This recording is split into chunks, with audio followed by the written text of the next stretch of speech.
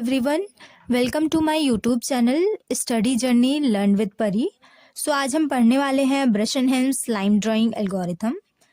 सो यहाँ पर मैं आपको एक इसका पूरा एल्गोरिथम एक्सप्लेन करूंगी और एक न्यूमेरिकल एक्सप्लेन करूंगी, जिसकी हेल्प से आप Bresenham's line drawing algorithm easily समझ सकेंगे। सो स्टेप्स समझते हैं। पहला स्टेप है, हमें डिक्लेयर करना है x1, y1, x2 और y2 को from two ends of the line. मतलब ये हमें क्वेश्चन में गिवन होगा। स्टेप 2 में हमें dx फाइंड करना है x2 माइनस x1। स्टेप 3 में dy फाइंड करना है y2 माइनस y1 से। फिर हम p नॉट फाइंड करेंगे। ये एक पॉइंट है, इनिशियल पॉइंट, जो फाइंड होगा 2dy माइनस dx से। ये dy यहाँ से फाइंड किया है और dx यहाँ से, तो p नॉट फाइंड करेंगे। फिर स्टेप 5 में हम starting point on pixel x, y set कर देंगे।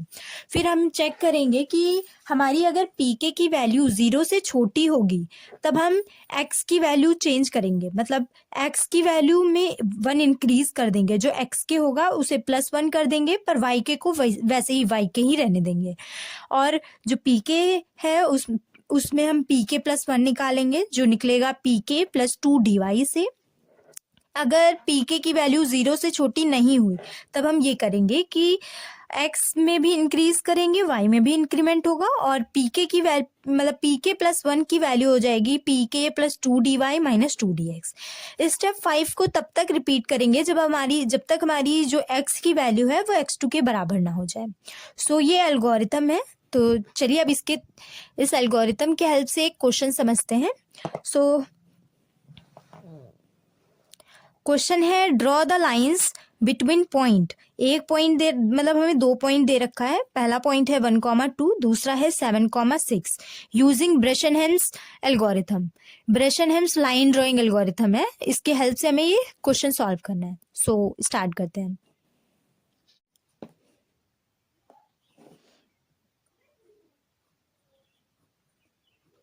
सो हम पहले क्या करेंगे, x1, y1, x2 और y2 को लिख लेंगे।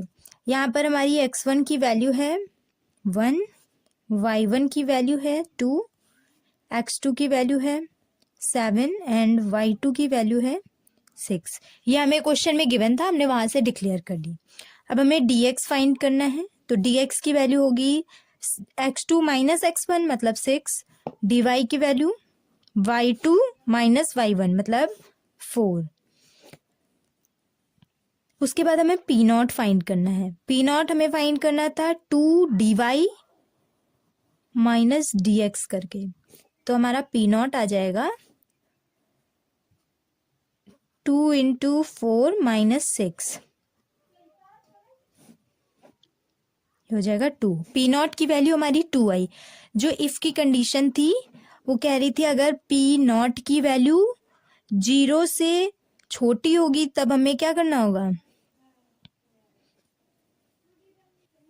ये देखिए यहाँ पे कह रहा था कि अगर pk की वैल्यू जो होगी वो 0 से छोटी होगी तब हमें ये स्टेप्स परफॉर्म करने हैं। नहीं तो हमारा वहाँ पे 2 आया था, मतलब हमारी जो p नॉट की वैल्यू है वो 2 है, मतलब 0 से बड़ी है, तो हम ये वाले स्टेप्स परफॉर्म करेंगे। हम ऐसे ही टेबल बना लेंगे।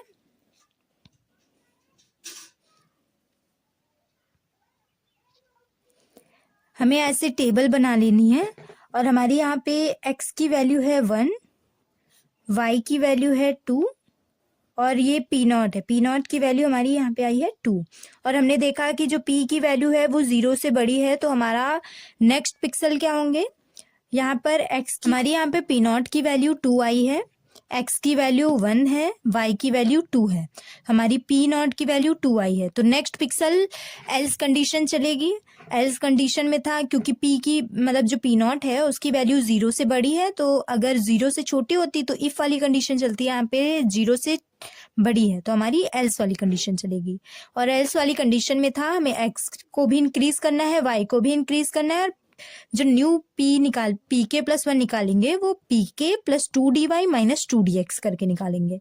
pk की वैल्यू 2 है, dy की वैल्यू 4 है, तो 2 × 4 - 2 × dx की वैल्यू 6 है। तो अब हम इसे सॉल्व करेंगे। हमारी वैल्यू क्या आएगी, 2 + 8 - 12।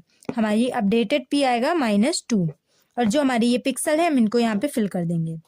ये हो जाएगा 2, ये हो जाएगा 3। हमारा अपडेटेड ये जो पिक्सल है वो -2 है।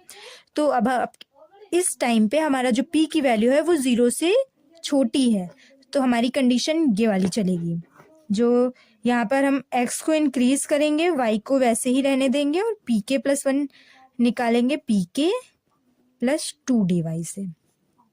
तो हमारे जो नेक्स्ट पिक्सल निकलेंगे वो होगा 3,3, क्योंकि यहाँ पे x जो है वो इंक्रीज हो जाएगा, y वैसे ही रहेगा, और जो हमारा अपडेटेड p निकलेगा वो 6 आएगा। फिर ऐसे ही हम फिल करते जाएंगे और सॉल्व करते जाएंगे।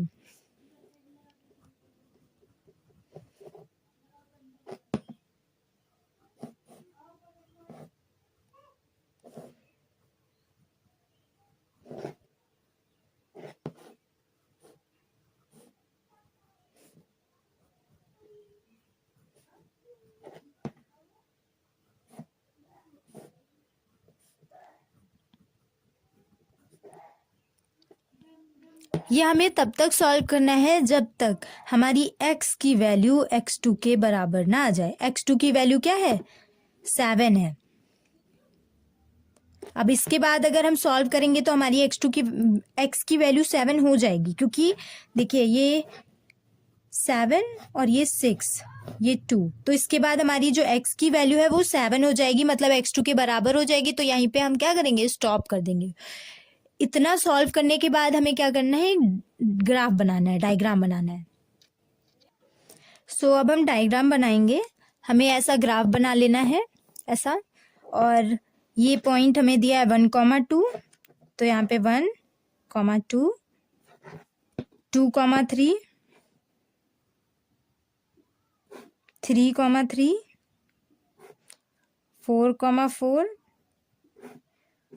5,5, 6,5,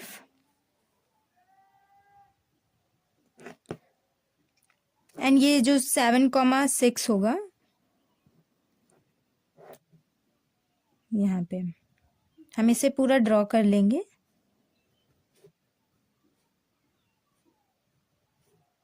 ये हमारा हो जाएगा फाइनल आंसर।